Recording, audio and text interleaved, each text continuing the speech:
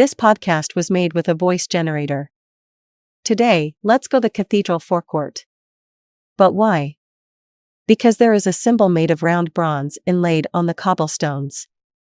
First, position yourself between the Etam store and the facade of the cathedral. The back glued to the store. Then move forward a few meters. That's it. Do you see something on the ground? But what is it? It is a Compostela landmark, installed in 2014, which allows walkers from the north of France to follow the path to the Spanish city of Saint-Jacques-de-Compostelle. Now, let's detail the different elements of this landmark. We can notably distinguish one stylized scallop shell, 4 stars representing the 4 main routes, Paris, Vézelay, Puy-en-Velay, Arles, and 3 waves symbolizing the boat trips of pilgrims on the oceans, the English path.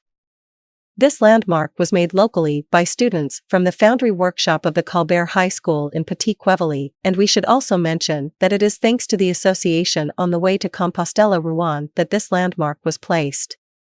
This landmark is not the only one in the city. Indeed, while strolling, you risk falling on one of the dozens of others arranged through the city.